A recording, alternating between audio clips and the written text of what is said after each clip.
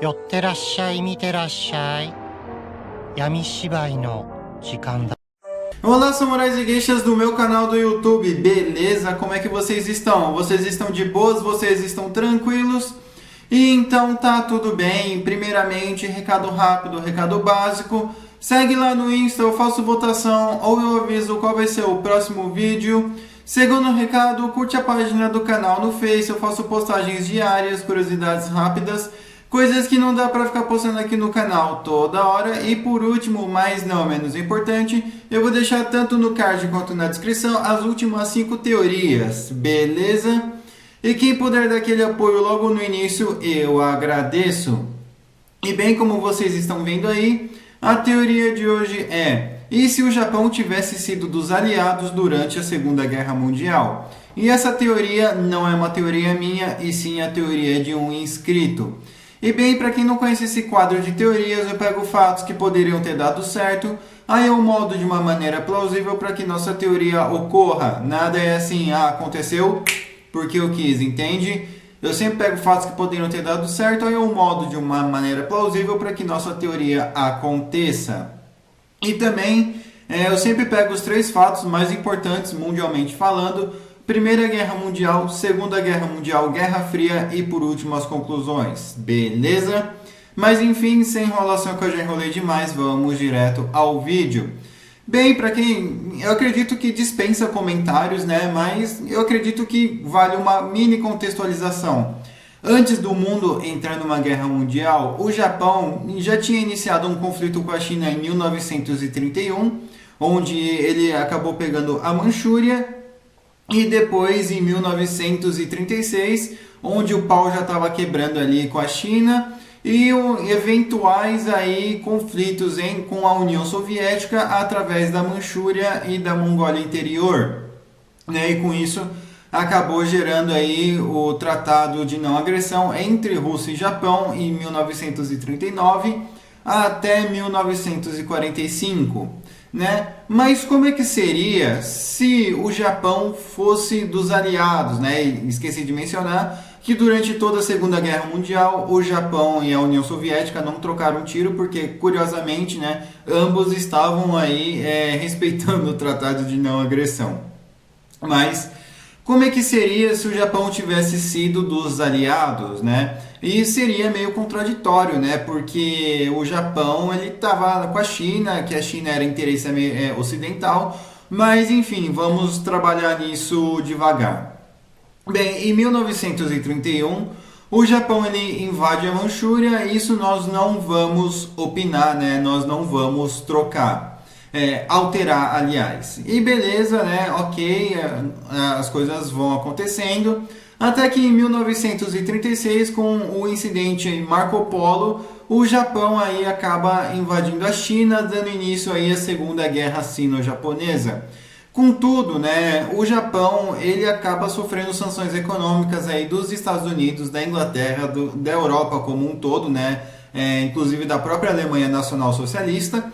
Então, né, as pessoas, né, começam a ver isso e perceber que, né, os japoneses começam a perceber que isso poderia dar ruim para o Japão na questão econômica.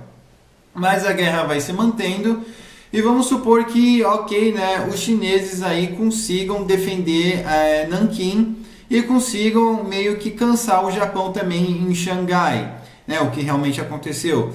Então, meio que o Japão poderia pensar: pô, a gente planejou um negócio, já está dando tudo errado, vamos ver aí, vamos negociar. Então, ok, eles acabam saindo da China, não porque eles ganharam e mostraram que a gente mostrou do que é capaz, ou porque eles perderam, apesar que isso seria visto como uma derrota. Porém, né, eles saem aí por pressão tanto interna dos o movimento ali, o incidente Showa, e também por pressão externa, Estados Unidos, Inglaterra, sanções econômicas, enfim. Então, as coisas na China, como é que ficam? Bem, vamos lá. O Japão vai ficar na Manchúria, pois a Manchúria já tinha declarado independência em 1932. Por mais que não fosse reconhecido por ninguém, ainda estava lá, ainda era um estado fantoche japonês, estava aberto ali em negociação né, o Japão podia alegar que ele iria sim ficar na Manchúria, né, por causa que a União Soviética podia invadir ali e ajudar os comunistas contra o Kuomintang. Então seria uma desculpa aí que o Ocidente ia ver, ia aceitar e ia fazer uma vista grossa ali na Manchúria. Com isso, o Japão também prevendo, né, vendo ali a guerra civil, isso é que nós ainda não estamos em 39, tá? Vendo a guerra civil acontecendo, os japoneses poderiam sim acabar meio que fortalecendo ali o Kuomintang, né, vendo que eles podiam sim exercer uma certa influência, né? Então, como que isso iria acontecer? Bem, o Chiang Kai-shek provavelmente sim seria alimentado pelos Estados Unidos e Inglaterra, Mao Tse-tung com muita dificuldade pela União Soviética, né? Apesar que naquele tempo a União Soviética ainda não estava se metendo tanto, e já alguns regimes mesmo que anti-Chiang Kai-shek, né? Como o próprio Wang Jingwei, poderia sim acabar sendo sustentado ali pelos japoneses, a fim de, né, estabelecer áreas de controle, porém com um acordo, né, que o Wang Jingwei não atacasse o Chiang Kai-shek naquele momento, né? Porque por mais que o Japão, não vamos deixar o Japão como bonzinho, mas ele viu, né, que por causa do Chiang Kai-shek que ele teve que recuar, então isso meio que feriu o orgulho do Japão. Então ele meio que vai colocar ali o Wang Jingwei ali contra os comunistas. Então tanto o Kuomintang do Kai-shek quanto o Kuomintang do Jingwei estariam sim extremamente bem equipados, bem armados e com armas mais modernas, né, sendo americanas e japonesas, não sendo cópias, né? E também com o serviço de inteligência japonês podendo atuar diretamente ali, né, uma vez que não precisaria de tanta logística, né, quanto, por exemplo, para os Estados Unidos ou Inglaterra mandar armas para a China, então que poderia acabar sendo desviado no meio do caminho.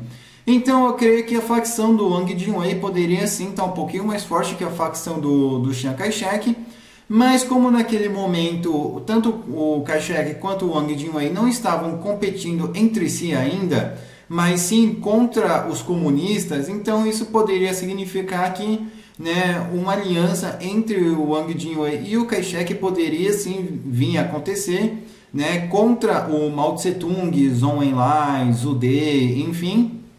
Então, né, isso poderia fazer com que o Kuomintang estivesse muito mais forte, por mais que eventualmente uma tentativa de zerar o Jingwei ou o Kai-shek viesse a acontecer. E lógico que o Japão, né, não ia, não sei de nada, não sei o que está acontecendo. Então as coisas poderiam sim ficar meio ruins aí pros comunistas, né? O Mao Tse-tung em si ele poderia até não ter tantas vitórias, pois o Kuomintang teria apoio, inteligência e logística diretamente do Japão, que estava tanto na Manchúria quanto na Coreia. Então, e sem contar que os próprios japoneses em si, né, em uma tentativa aí de ocupar algumas áreas da China, eles poderiam falar assim, não, vamos fazer junto, né, vou mandar alguns voluntários, até voluntários japoneses poderiam ir, né, esses sendo espiões, para ver como o Kuomintang combate e como os comunistas combatem também. Então isso poderia fazer com que, né, o Japão tivesse informação aí de como estava o exército da China. Então, sem contar que o Kuomintang poderiam ter mais tanques ali do Japão, sendo que nesse momento, né, assim que o Japão tivesse saído da China, as sanções econômicas ali já teriam cessado. Então a indústria bélica japonesa poderia sim ter aumentado e muito. Beleza, né? Tempo vai, tempo vem, os comunistas ali estão levando a pior, incidentes aí de fronteira vão acontecendo, entre Manchúria, Japão e o Manchu e japoneses contra a União Soviética. Então, beleza, vamos supor que em 39 acontece sim a Batalha de Khalkhin-Gol, né? Apesar que o Japão não estaria na Mongólia Interior. Então, esquece a Batalha de Khalkhin-Gol, mas vamos supor que acontecesse aí a Batalha de Vladivostok, por exemplo, né? Que estava grudado ali na Manchúria. Então, e ok, né? E a partir desse momento, o Japão e a União Soviética assinassem um tratado aí de não agressão. E ok, a Segunda Guerra Mundial startou, como ficaria o Japão? Neutro. No início o Japão ficaria neutro e provavelmente ele poderia meio que ficar rondando ali a Ásia, né, ver o que estava acontecendo. E a partir do momento, né, em que a Tailândia atacasse a França atacasse a França, o Japão poderia sim acabar declarando guerra à Tailândia, que sim, a Tailândia naquele momento já era do eixo 41.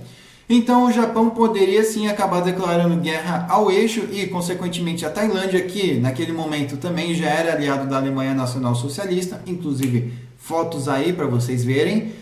E nesse momento o Japão acaba declarando guerra ao eixo e vocês devem estar pensando, tá, peraí, em 41 o Japão ataca a Tailândia e não os Estados Unidos? Pois é, nesse momento, né, o Japão vai lá e ataca a Tailândia, tentando consolidar ali sua posição ali, né, como um país alinhado. E lógico, né, que em questão de 5 horas o Japão já tinha deitado a Tailândia no soco. Mas vamos supor que, como o Japão não tem interesses de passar a Tailândia para o seu lado, né, como um aliado contra eventuais outros países, vamos supor que os tailandeses tenham resistido um pouquinho mais. Então o mundo ia meio que ver o esforço do Japão, principalmente a Inglaterra, né, que compartilhava ali fronteira com a Tailândia através do Raj britânico, que dominava a Birmânia. E com isso, né, a Inglaterra ia sim ver o esforço do Japão e pensar, esses caras estão do nosso lado, ainda bem. E vocês devem estar pensando, tá, mas os Estados Unidos, como é que ele entraria na guerra? Simples, a Inglaterra poderia sim pegar um navio ou um submarino alemão e começar a afundar diversos navios mercantes americanos, porque esses navios mercantes americanos estavam basicamente levando armas aí para a Inglaterra, equipamentos militares, comida. Então, né, e com isso, né, as pessoas dos Estados Unidos podiam pensar, não, se a Alemanha quer guerra, então vai ter guerra. E isso seria um tanto quanto tranquilo para o Japão, pois o Pacífico estaria livre, tanto para o Japão quanto para os Estados Unidos. E naquele momento, né, em 41, a França de Vichy passou a governar a Indochina. Então, o Japão também poderia acabar declarando guerra aí à França de Vichy e, consequentemente, aí, invadindo aí a Indochina. Só que tem um porém, os Viet Minh não veriam os japoneses como inimigos, né? Não que os franceses eram amigos. Mas os japoneses poderiam acabar negociando aí com tropas vietnamitas, né, uma aliança contra os franceses, contra o colonizador, o asiático contra o europeu, entende? Então, provavelmente os movimentos comunistas iriam ser mais fracos, né, pois o Japão ele não iria combater os vietnamitas e sim apenas os franceses, diferente, né, da invasão da vida real, que ele combateu os vietnamitas e os franceses. Então, com isso, né, o Japão poderia sim acabar falando com Baodai e falando com outros líderes ali influentes para se unir contra os franceses. Então, né, o Japão, aliado de forças vietnamitas, de pessoas do Vietnã, não iria fazer com que o movimento comunista Viet Minh tivesse tanta força na sua narrativa de ver um invasor, né, substituindo o outro. E com isso, né, pois o Japão ia estar lado a lado com pessoas do Vietnã e não contra pessoas do Vietnã. Então o movimento do Viet Minh provavelmente não teria a força que teve, né? As tropas aliadas não iriam combater os japoneses ali, se unindo com os comunistas, como foi os Estados Unidos, se aliando com Ho Chi Minh, né, para combater os japoneses. E funcionaria do mesmo esquema, tanto no Camboja quanto no Laos. Já a questão aí, né, por o Japão provar o seu valor, ele poderia sim ajudar a Inglaterra a combater outros grupos de guerrilha, como o Azad Hind e também o Aung San, que, querendo ou não, ele era uma oposição sim à Inglaterra. Então o Japão poderia, desse mesmo modo, a combater ali, né, no sul da Ásia.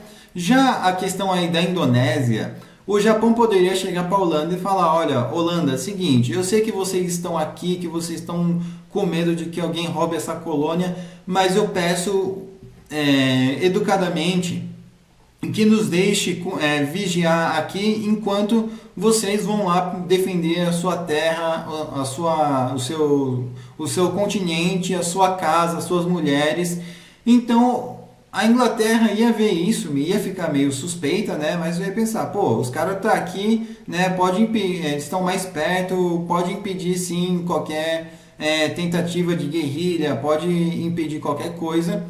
E então, sim, alguns holandeses poderiam acabar partindo ali para a Europa, né? Nem que for para ir para a Inglaterra para treinar, para ir na Normandia, mas isso poderia também servir como uma espécie de diplomacia japonesa, pois eles não iriam invadir dando tiro, eles iam invadir assinando tratados. Às vezes a caneta vale mais que a arma, viu? Então, né, a Inglaterra não iria ver o Japão como uma ameaça, e ao mesmo tempo o Japão poderia sim indo treinando os nacionalistas indonésios como o Sukarno, o Suharto, né, que fez parte do PETA, o Hatta, enfim. E com isso, né, os japoneses iriam ficar aí. Já no final da guerra, os Estados Unidos sim teria feito a bomba, mas como não houve motivo para o Japão atacar, para o Japão não se, para os americanos não atacarem a bomba nuclear, os Estados Unidos ia ficar meio que como o único ali que tivesse uma nuke. Já a questão aí da Coreia, eu acredito que muito provavelmente, né, os aliados iriam deixar sim a Coreia ficar com o Japão, né? Taiwan não ia ter por que ter sido devolvido para a China, mas poderia sim entrar num processo de negociação, né? E qual seria esse processo de negociação simples? O Japão iria sim acabar segurando Taiwan até ver a situação na China. Se os nacionalistas estivessem ganhando, ele provavelmente iria ver sim de devolver Taiwan para a China. Mas caso eventualmente, né, o Taiwan ficasse com o Japão, caso eventualmente os nacionalistas acabassem perdendo e os comunistas, o que eu duvido muito, tivessem ganhado, muito provavelmente Taiwan não voltaria para a China.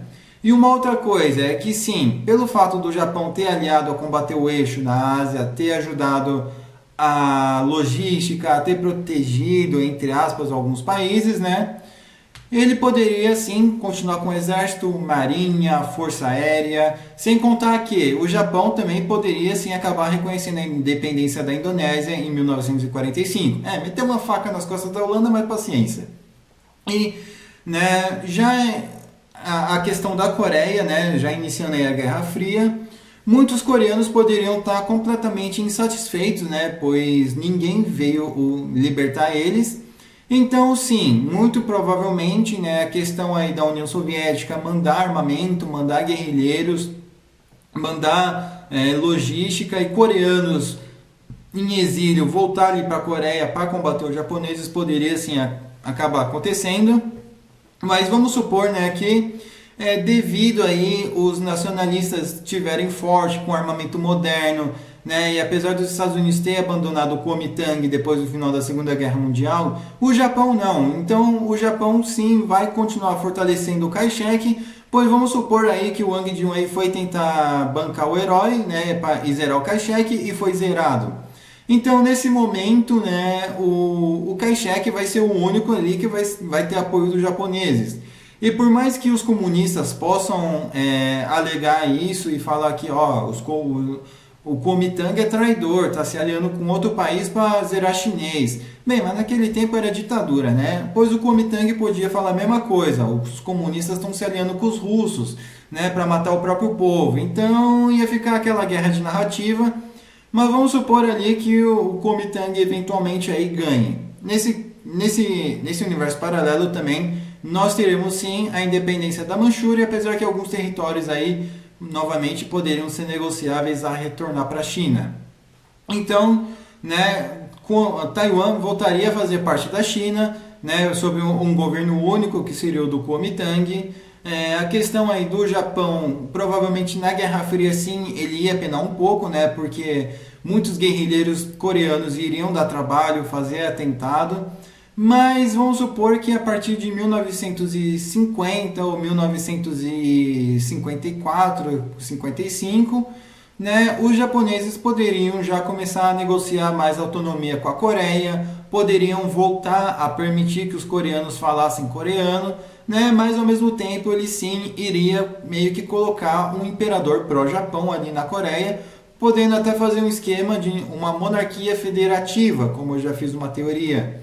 Então, a partir desse momento em que o Japão faz uma monarquia federativa, os coreanos têm seu próprio entre aspas, exército, mas eles sim vão ter seu próprio idioma, suas próprias coisas, então não vai ter motivo para rebeldia. E, consequentemente, né, eventuais ataques de comunistas, guerrilheiros ou republicanos seriam repelidos com forças nipo-coreanas. Então, eles iam estar trabalhando junto. Não estou falando que a popularidade do imperador seria das melhores, mas e seria tipo, é melhor ter um cara ali que colabora com o Japão e permite que a gente fale nosso idioma do que ter um outro estrangeiro. Sim, isso geraria revolta, geraria muita coisa, né, muita insatisfação, mas os coreanos, alguns poderiam até mesmo se contentar. Assim, tá, mano, quem liga? Nós somos coreanos, nós podemos levantar nossa bandeira aqui.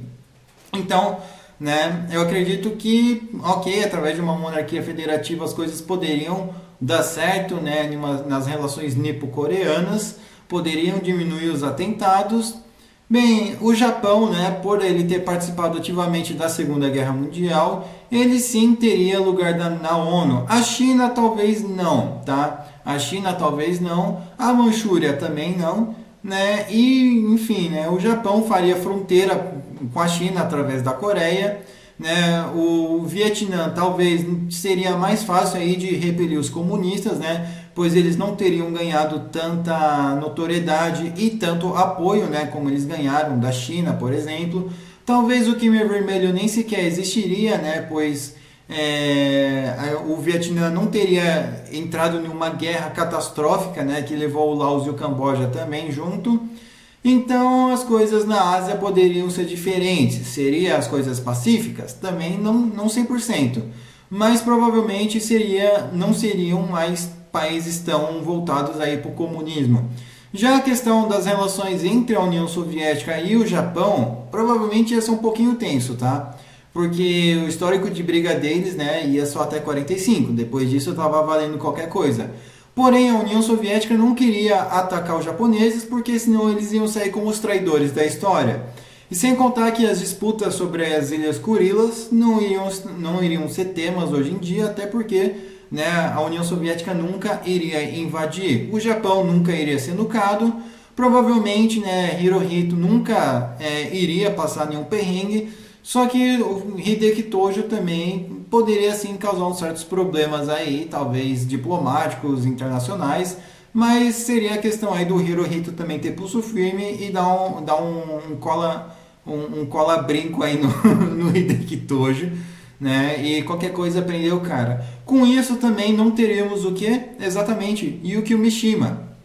E, né, provavelmente sim, o Japão seria um país extremamente aliado ali dos Estados Unidos, como é hoje. A China também, hoje em dia, seria um país mais pró-ocidente. As questões no Tibete também continuariam talvez as mesmas, reivindicações de fronteira com a Índia também não iríamos alterar.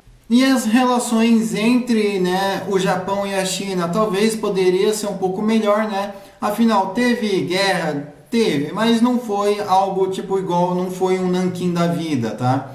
E também, né, as relações do Japão internamente, eles poderiam ter o próprio dia da vitória, eles poderiam se vangloriar, ganhamos do europeu, libertamos a Ásia do colonizador mau, entende?